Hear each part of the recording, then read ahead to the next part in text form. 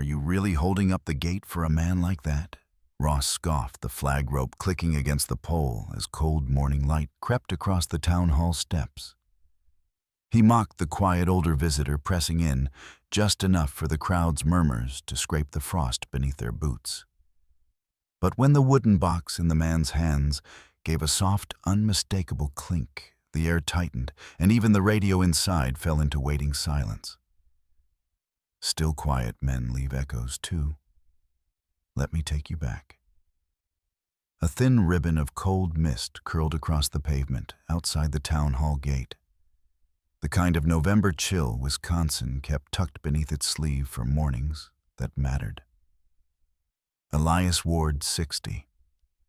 If he was a day, stood quietly at the edge of the line, a wool coat pulled tight and a small wooden box held close to his chest. He didn't shift, didn't fidget, just breathed slow, steady breaths that fogged the air in front of him. Captain Ross spotted him almost instantly. Maybe it was the box.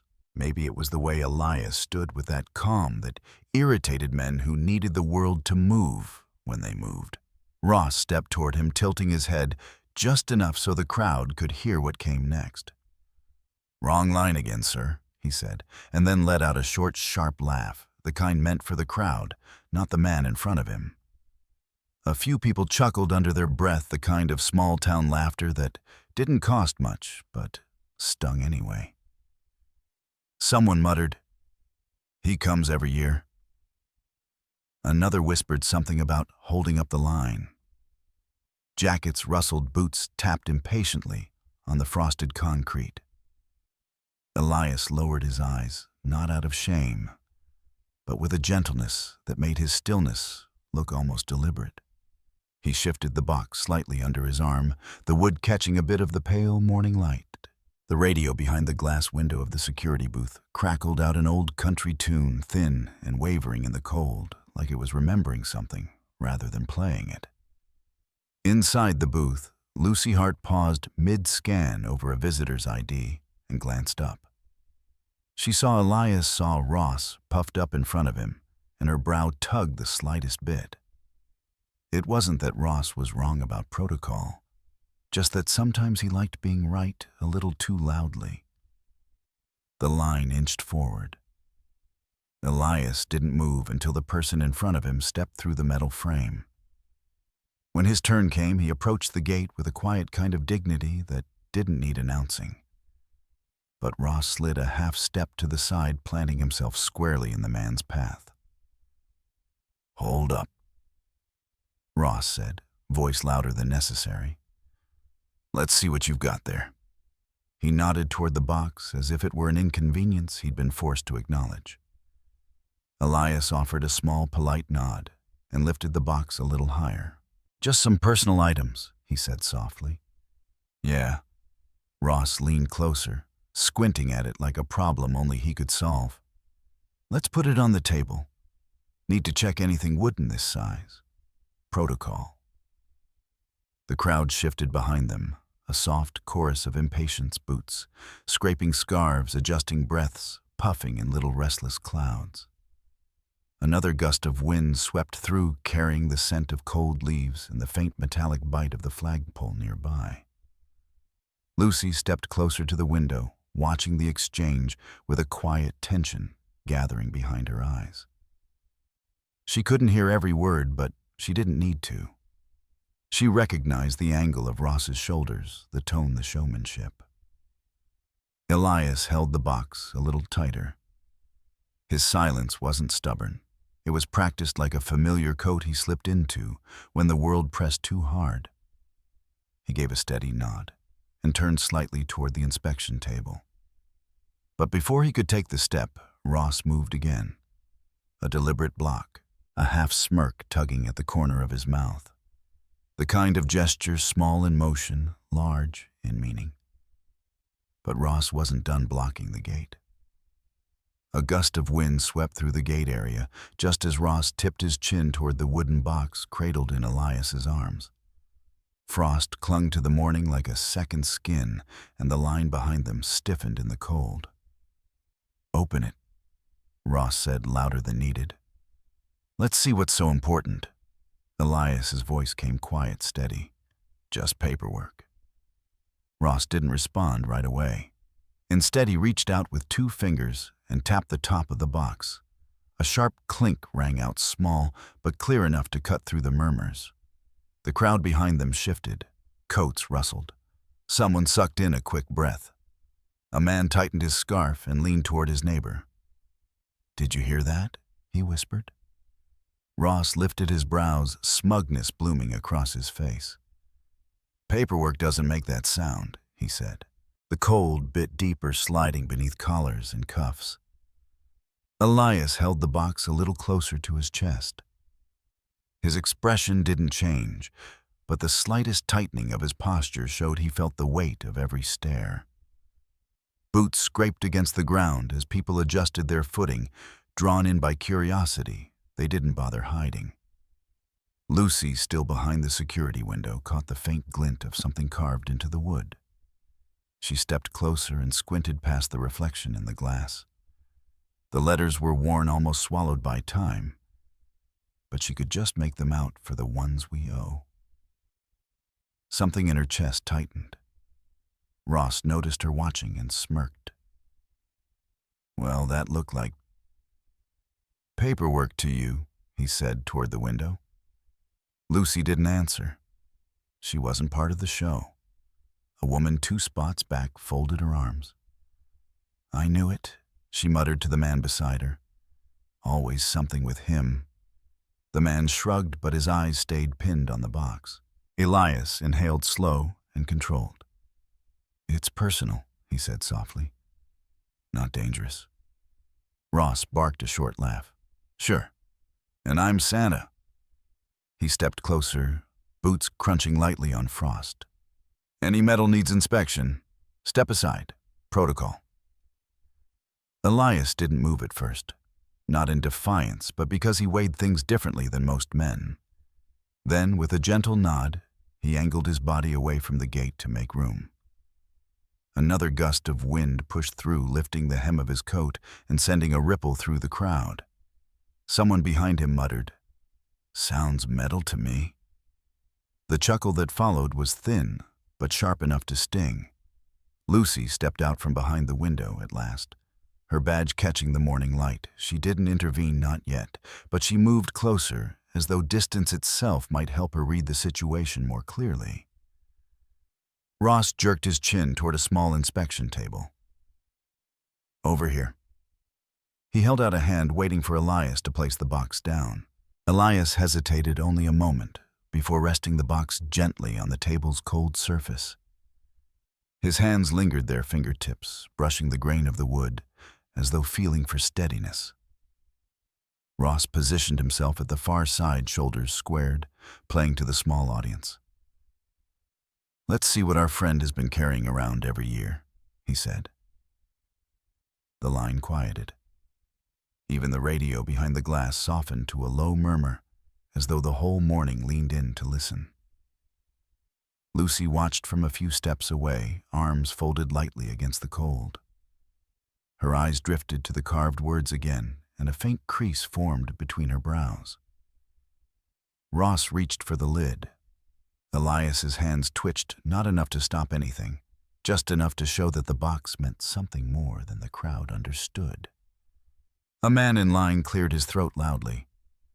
"Just open it already." Ross glanced up, satisfied with the support, then looked back down at the box like he was about to solve a mystery no one else could. Still, something about that sound didn't feel right. Lucy pushed open the side door of the booth, the hinges giving a soft sigh as she stepped into the cold. She kept her voice even, not sharp, not challenging, just steady enough to cut through the tension. "Captain protocol allows a secondary civilian check," she said. "I can do it." Ross straightened, jaw tight. He didn't like being bypassed, not even by someone on his own team. "Fine," he said, drawing the word out. "But if anything's wrong, I keep the box." Elias didn't look at either of them. He just followed Lucy's gesture, moving with careful steps toward the small inspection room off to the side. The door shut behind them, with a soft click, muting the wind and the murmurs of the crowd outside. The room wasn't much, just an old oak table with peeling varnish, a couple of mismatched chairs, and a faded "Support Our Troops" sticker curling at the corner near the light switch. The overhead bulb hummed faintly, filling the silence with a tired electric buzz. Lucy motioned gently. "You can set it here." Elias placed the wooden box on the table. His fingers lingered a moment on the lid as if offering it a silent reassurance. Then he stepped back, resting one hand lightly on the back of a chair, steadying himself without drawing attention to the gesture. Outside the window, faces pressed close to the glass. Some watched with suspicion, arms crossed.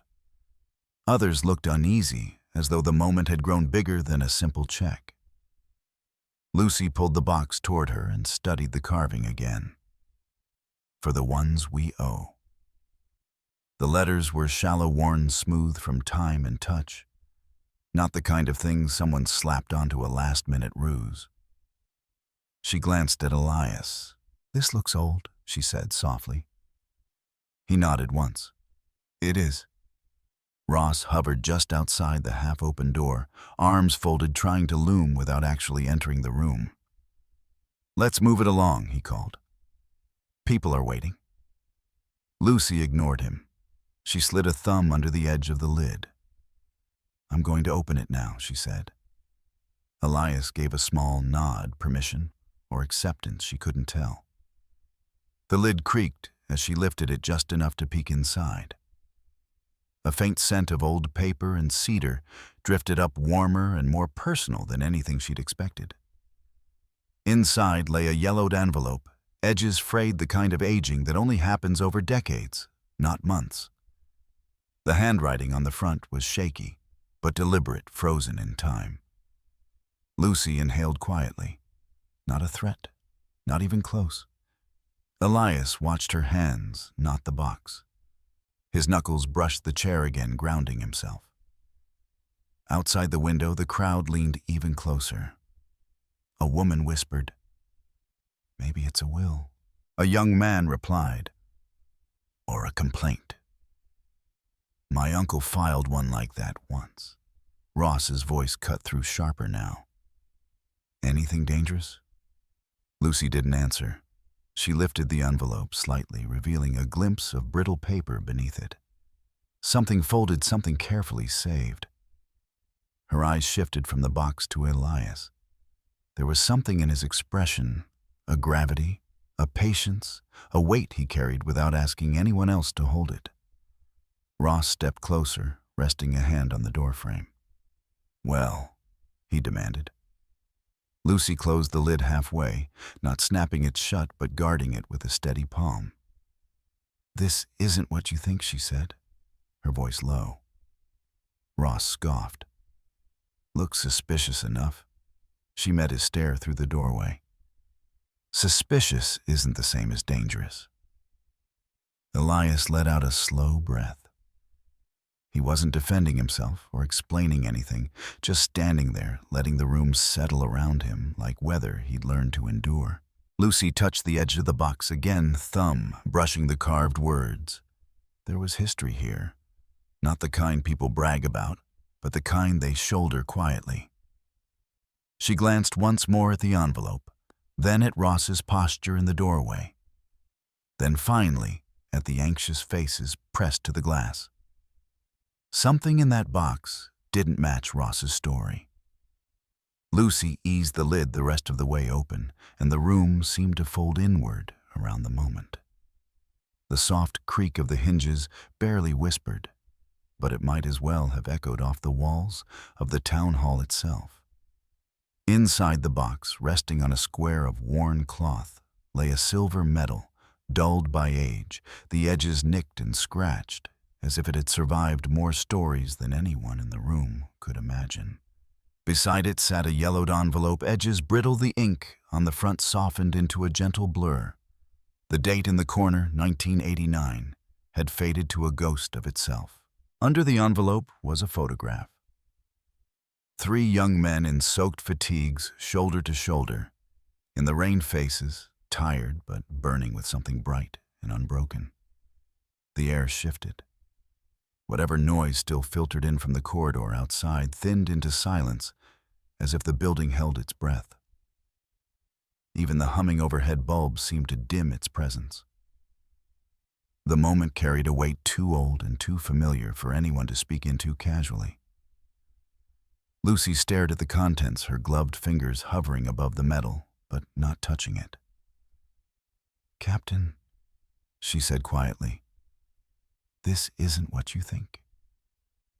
Ross took an involuntary step back, not from fear, but from the sudden realization that the story he'd been building had just slipped out from under his feet.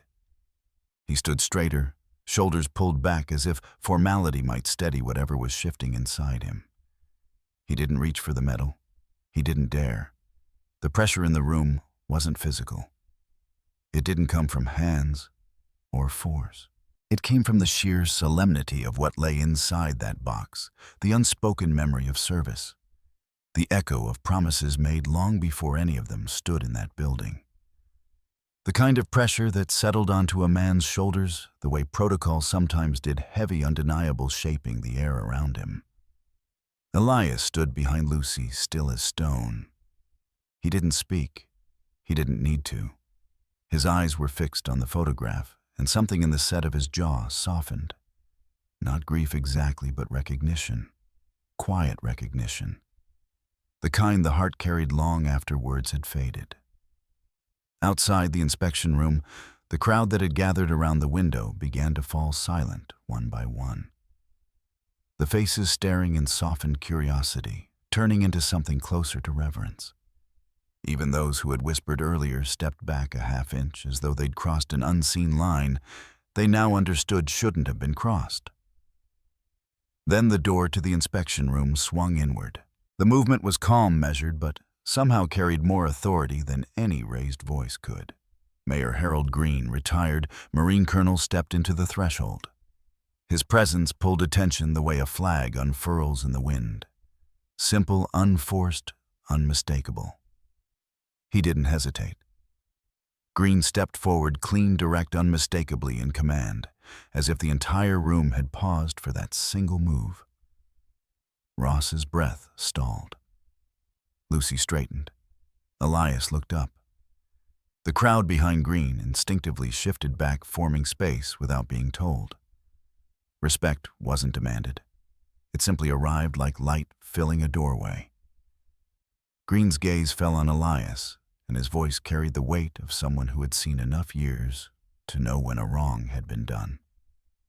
"Mr. Ward." "Sir, I'm deeply sorry this happened at our gate." Elias didn't respond right away. His eyes drifted once more to the photo in the box, then to the metal, then finally to the mayor standing before him. Then the entire room seemed to breathe in at once. Ross stood frozen for a beat, the weight of Green's presence holding him in place. The mayor didn't raise his voice, didn't step any closer. He simply looked at Ross with the calm authority of a man who had seen enough years and enough mistakes to know when a line had been crossed. Captain Green said, "You will apologize. Respect is not optional." The words weren't sharp, but they carried like a bell through the hall.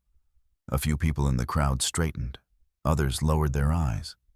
The tension that had hovered all morning thinned into something quieter, heavier, more honest.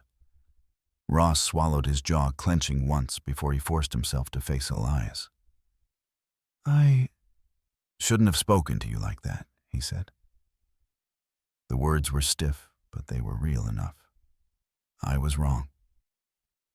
Elias didn't nod or wave him off. He simply accepted the apology with a stillness that felt larger than either man. It wasn't forgiveness, not yet. It was acknowledgement, the first step toward it. Behind them, someone in the crowd placed a hand over their heart. Another stepped aside to clear a path. The shift was small but unmistakable. An entire group moving from judgment to recognition without a single order given. Lucy held the old envelope between her fingers, careful not to bend its tired edges. A line of faded ink caught her eye, again pulling her closer to the quiet truth inside it. It took me decades to find the courage to send this. Her breath wavered just slightly. She didn't read the rest aloud. Some words weren't meant for the world, only for the people who carried them. She closed the envelope gently and looked at Elias with a softness she hadn't shown anyone else that day. "We should let you through," she said. Elias nodded once and stepped toward the gate. Not hurriedly, not apologetically, just with the kind of deliberate grace that came from years of learning when to speak and when silence said enough. As he approached, the metal frame glinted in the pale morning light. People stepped aside naturally, forming a quiet aisle. A woman dabbed at her eyes. A man cleared his throat and straightened his jacket. The cold wind eased as though even the air understood the moment deserved stillness. Green gave a single nod. Lucy keyed the panel and the gate unlocked with a soft buzz swinging open, just wide enough for Elias to pass through. He walked beneath it with his head slightly bowed, not in shame but in reverence for the memories he carried. The wooden box stayed close to his chest, steady in his hands. The metal, the letter, the photo, all of it moved with him like a small procession carried by a single man. No one spoke. Not Ross, not Lucy, not the crowd hovering near the entrance. The town seemed to inhale together, letting the morning settle in a new way, as if the air wasn't just cold anymore, but clearer. Elias reached the other side of the gate, paused and turned just enough to glance back, not long enough to hold the moment hostage. Just long enough to recognize that something important had shifted, not just for him, but for every person standing there. Justice, for once, felt simple. A week later, the November cold had settled deeper into the small Wisconsin town, the kind that made breath linger in the air a moment longer before fading. Inside the town hall lobby, just past the main entrance, the community board had been rearranged. Flyers for bake sales and choir practice had been nudged aside to make room for something new. At the center of the board sat the wooden box, now empty, polished lightly, but still bearing every mark time had carved into it. Beside it, someone had placed a small American flag, its fabric gently stirring each time the outer door opened. Lucy stood in front of the display, straightening the corners of a handwritten note she'd pinned beneath the box. The ink was simple, the words even simpler. At our gate he stood quietly. She stepped back, reading it once, then again, as if making sure the message said exactly what needed to be said, and nothing more. Behind her, the door opened with a soft creak. Elias walked in his footsteps, slow, unhurried, the way a man enters a place he knows well. He paused when he saw the display, his breath catching almost imperceptibly.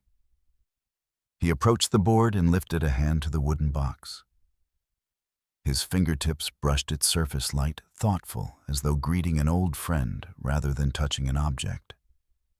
The grain of the wood felt familiar, even now that its contents had finally gone where they belonged. Lucy came to stand beside him. "I wasn't sure where to put it," she said. "But this felt right." Elias nodded once. "It is."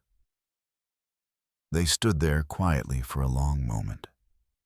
Not awkward, not searching, just letting the stillness settle the way leaves settle onto a pond when the wind calms. Lucy glanced over. "Did the family receive the letter?" "Yes," Elias said. "Yesterday." There was a gentleness in his voice, a small warmth that hadn't been there before. "They called. Said it meant more than they could say." Lucy smiled, her shoulders easing. "I'm glad." Elias looked again at the wooden box, the empty interior now holding something larger than what it once carried. Then he turned slightly toward her, offering a quiet smile of his own. "Thank you for stepping forward, not just toward me, but against what was wrong. The words hung there between them, soft but steady, echoing the moment when truth had been set right in the gate's shadow. Lucy lowered her eyes for a second, touched in a way she didn't try to hide. Outside the glass doors, a breeze rolled through the square, sweeping a few late-season maple leaves across the walkway. Their edges skittered over the pavement, catching the last sunlight of the afternoon. Beyond them, the town hall gate stood open, still and dignified, as though keeping guard over all who passed through. The town was quieter now, not from silence, but from a sense of something settled and understanding shared without ceremony. Elias lingered one last moment at the board, then turned toward the exit. Lucy stayed behind, watching him go, her hand brushing the edge of the note she'd written. When the door swung open, a cold gust carried the scent of dried leaves and winter on its way. And as Elias stepped out into the fading light, the story that had begun at the gate found its place not just in the display on the wall, but in the quiet recognition of everyone who'd witnessed it. If this story moved you, share it forward. He returned to the town hall lobby a week later, the afternoon light falling softly across the wooden box now resting on the community board, its empty interior carrying more meaning than anything it once held. Still, he touched the grain with a quiet steadiness, grateful that the letter had reached the family it was meant for, and that the small kindness at the gate had grown into something the town could feel. Lucy stepped beside him, reading the note she'd written. At our gate, he stood quietly, and the words settled between them like a lamp glowing in a winter window. Then, in a voice warm enough to soften the cold, he said, "Thank you for stepping forward, not just toward me, but against what was wrong." A truth that lingered long after he turned to leave.